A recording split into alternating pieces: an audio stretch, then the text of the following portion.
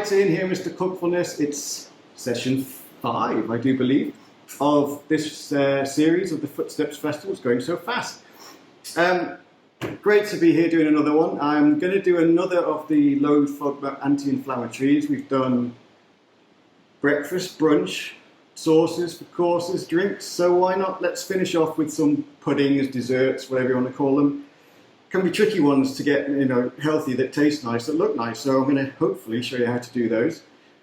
As usual with me, start with some breathing, because I've been rushing around trying to do stuff and I'm completely knackered now. So I'll do my best. Sorry if this isn't one of my better ones, but you know what it's like. If you're not feeling great, you're not feeling great. But here we go. So big deep breath in, out through the mouth. In through the nose and out through the mouth. And then just do a few of those. Now, it's absolutely tipping it down with raining outside. But I spent a little bit of time earlier just sat listening to it, and you think, what? And I just loved the sound, and I guess it's a bit like mindfulness, soundfulness, or whatever you want to call it. It's great just to give yourself a chance to break from what you were doing to be ready for what you're going to do next. A bit of visualization I always do. Because cooking can be, well, it is very stressful, it can be very anxiety driving, and pain can come as a result. So I like to just vision this table where I'm sat here now, full of my family, all loving what's in there. They're just chatting, talking. The food is there, it's my food and I made it, and I'm really proud of it, and they're proud of me for having a go at making it. It could be completely burnt to a crisp, but it doesn't matter. It's the fact that I had a go. And this empty bit here is where I sit, and it's where I will always try and sit. So even when I'm having a really bad one and I get something out of the freezer, I made it, I should still be proud of it, and I'm still going to sit here and eat it with my family. So really powerful. Try and find what works for you in terms of that vision of, I can do this. There is something there that I know I can achieve. So before we get going, is music. I love all my music, and I don't know whether, and you might not have seen it on Twitter, but there's I did a little note about, I used to play drums in a band in the Isle of Man where I'm from originally, late 80s, early 90s, and I was lucky enough to play with a guy called Adam Wakeman, who's actually Rick Wakeman's son. He's an extraordinary talent. He's now writes film scores, he tours with Ozzy Osbourne, with Black Sabbath, he's got his own jazz blues band, he's amazing. But as I said in my tweet, I've gone a slightly different route, but I still think it's rock and roll. Cooking is rock and roll. One of the songs me and him used to play was Van Morrison. When we were just practicing, he'd play keys and I'd sing. I try and sing. So I thought I've got that one on. It reminded me of that great time, that song. It's brilliant. So, things spark things. If it does, get the music, pin it to your memories. We'll always be there.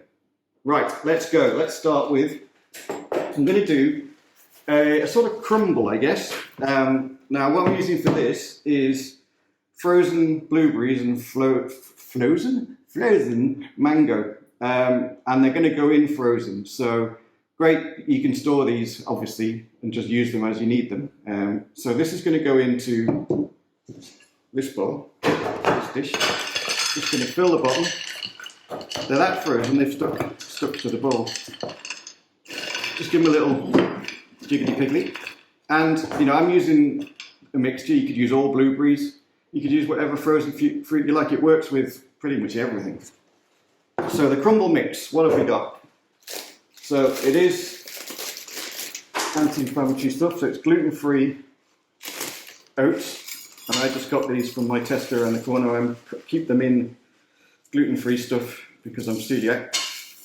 So 1 full cup of oats, and then our good friend the walnuts. And again, I've given these as best I can, a little squishy uppy so they go into smaller chunks. If you like them big and chunky, have them big and chunky. So just about half a cup of these. In they go. And if it's too big for you, just get someone to bash it for you and take out their anger on the walnuts. So, next dry ingredient I'm putting in is cinnamon. As I said to you, cinnamon is so good for you. 1 teaspoon of cinnamon. Oh, I don't know what it is about the smell of cinnamon. It just transports you to places straight away. Nutmeg. So I've got 1/4 teaspoon of nutmeg. So it is quite powerful, so don't use too much. 1/4 teaspoon of nutmeg, and then 1/2 teaspoon of ground ginger. So that's 2 of these. In they go. Then I've got my good friend coconut oil, wet stuff. So I've got 2 tablespoons of melted coconut oil. Now, someone was asking after this, and this is what I use. A massive thing of coconut oil. Get it from, I think it's Costco. Get someone to get it for me. And it keeps forever and ever. And you just use what you need. And I'm really getting into coconut oil. It really is great for flavouring, for cooking, for baking, for everything. Then my trusty favourite, the maple syrup. 1 tablespoon of maple syrup, just to give you that little sweet kick.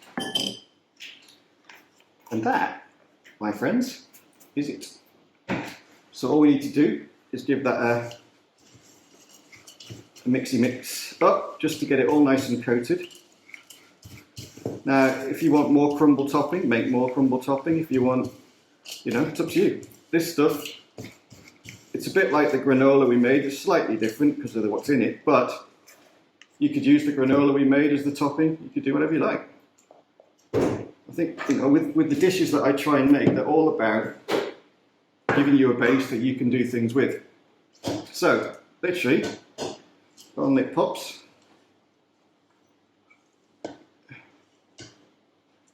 Probably could have done a lot more with this, but it's fine. It does smell amazing. I mean, because you've got the ginger and the nutmeg and the cinnamon, bit of maple syrup. What's not?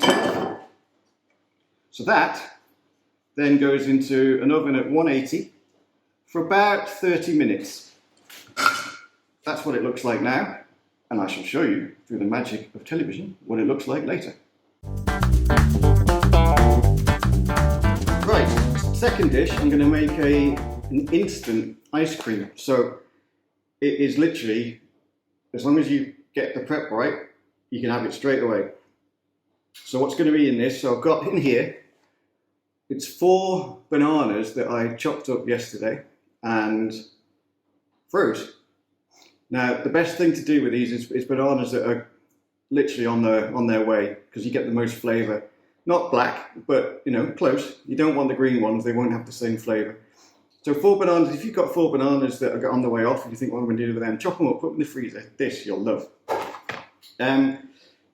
Almond milk, some peanut butter, some cocoa powder, raspberries, and vegan dark chocolate. So let's start. In my trusty whizzer, I'm going to put in, see that, they are definitely frozen. Now, yes, you'll notice that that's not going to work, so I'm going to try my best to break them up. Okay, obviously they will whiz up in a minute. And then almond milk, I'm going to go for, actually I'm going to do the dry stuff first, because otherwise we'll have, there we go. So 1/4 cup of cocoa powder. I'm going to guess 1/4 and hope for the best, otherwise it could be, it's probably about right. 1/4 cup of cocoa powder. And then 1/3 cup of almond milk goes in. Then some peanut butter. You can use smooth or crunchy. 2 tablespoons of peanut butter goes in. That's 1.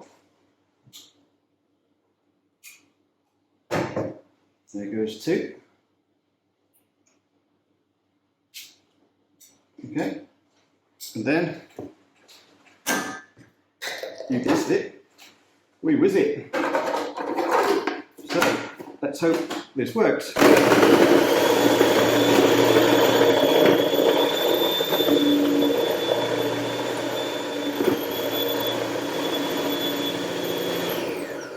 if, like this, it's getting a bit cloggy, which it is, a bit more almond milk is all you need, just to loosen it up a bit. And then we'll go again.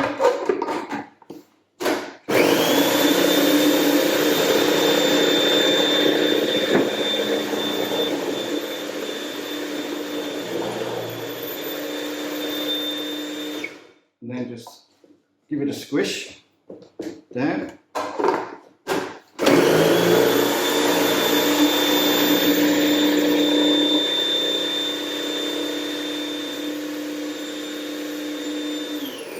And if, like this one, I obviously have very thin bananas, just go with a bit more milk and just keep going.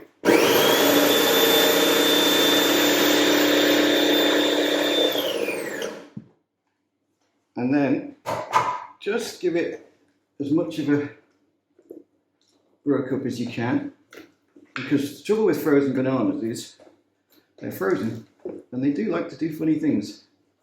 So just give them a good prod and a break as much as you can. So trying to break things with a flexible spatula is never a good idea, really. And then we'll go again.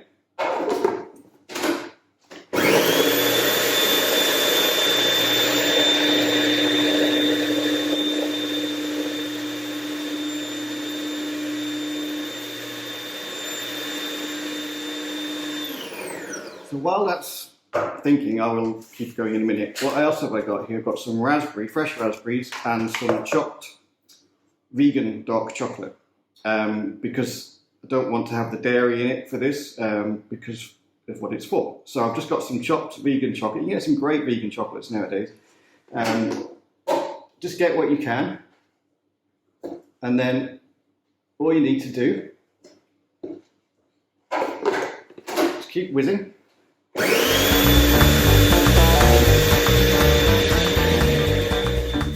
So, right, where were we? So in here, I have our instant ice cream. And it literally is absolutely wonderful stuff. I'm just going to take the, in a minute. So, wonderful, if slightly messy. It's all right. Now, you can have this straight away. I don't, because my kids will kill me if they know that. Now, what I like to do with it, so tempted to slip my fingers in, a little bit of mixed chopped vegan chocolate, a few raspberries, and then just give it a little pokey pokey. Now you can have it now. You can also put this back in the freezer with the lid on. It's just fabulous stuff. So it's instant, almost, if the thing works. Instant ice cream. Good for you. Delicious. So what I'm going to do last, let's let it work. I'm going to do a sort of apricot-y layered thing. It's like a, what would you call it? It's not, it goes in the fridge, so you don't cook it, but it's got, oh, you'll see what happens. Right, so I'm going to start with some apricots. Now I'm using the soft ones. I want 1.5 cups of apricots. A bit too many there. Take a few out, have them later, drop that on the floor, happy days. So, 1.5 cups of that. Then gluten-free oats, 1 cup.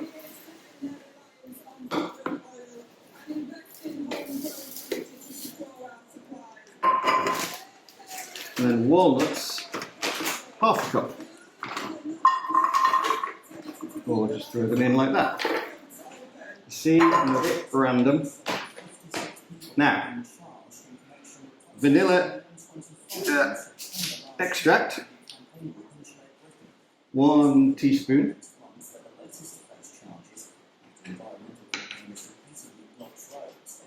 And I've got some chia seeds, chia, whatever you want to call them. 1 tablespoon goes in.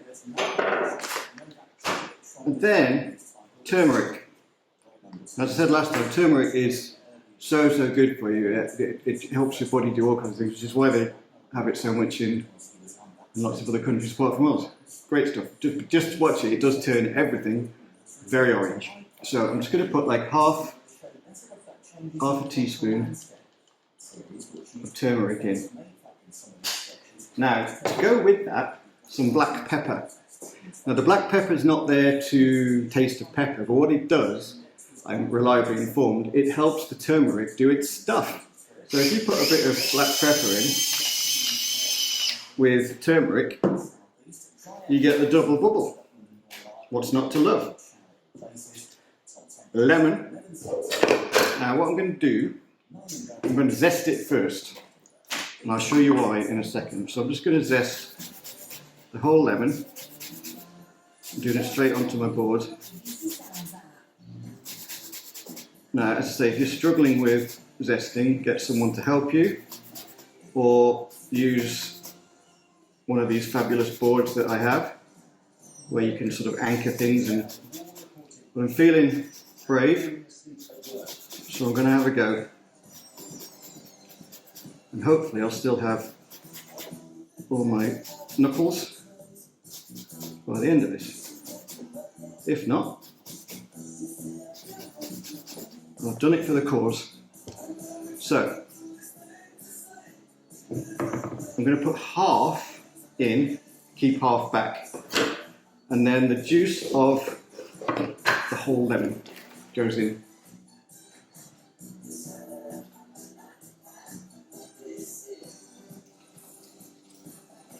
One.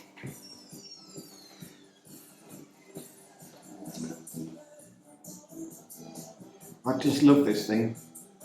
It's so good, it fits so well. I mean, obviously it was made to do it, but it's just so easy to use.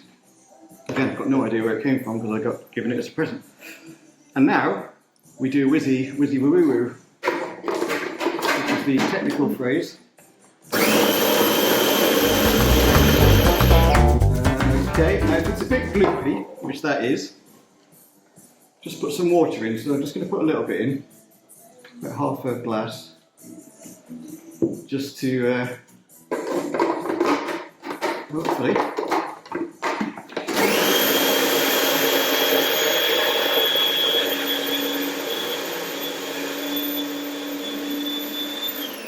okay.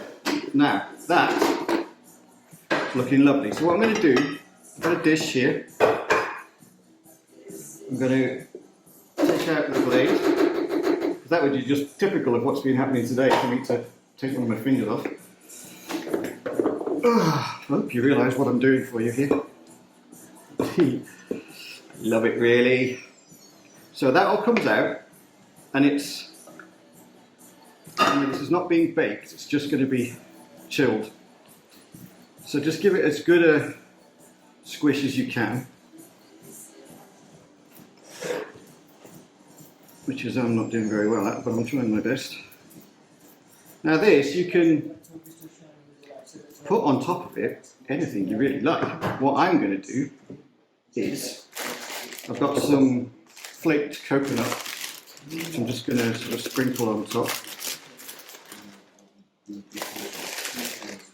Remember, this isn't being cooked, so it can put on. So I'm not going to worry about it burning or anything. And then I'm going to put the rest of the lemon zest on top. You could put on here some vegan chocolate or anything you like, really. And that goes in the fridge for about 3 hours. But once it's in there, when it comes out, you can slice it. You can have it cold with a cup of tea, or you can chop it into little bars to keep you as like a nice bit of a boost. But what's really nice is once you get it out, a bit of ice cream, vegan, or if you just get a bit out give it a little bing in the microwave, or put some sort of something with a hot sauce, like a vegan chocolate sauce or something on top. It's amazing. I promise you, once you've made this, the combinations are extraordinary, and it's just brilliant. And it smells ace. Someone was actually saying to me today, do you really mean that when you say it, or are you making it up? I'd love to say, yeah, I'm lying, it's all rubbish, it tastes horrible. But it does, it smells amazing. I love it. I love doing this, and I love the fact that you might learn something from it, and I will definitely learn something of it. And we've got the questions coming up next, which I just love because they're just brilliant and they go off all over the place. And I'm fascinated by people in terms of how they work, what problems do you have in the kitchen. Probably all have similar problems, but what do you do? How does it work? What ingredients do you struggle with? So get yourself ready, because the questions are coming in a minute. So thank you so much for watching this one. One more to go in the series, and hopefully after that won't be long before I'm back again with another one, if you want me back. If you don't, I'll probably come back anyway because I love it so much. Anyway, thanks a lot. See you soon. Bye.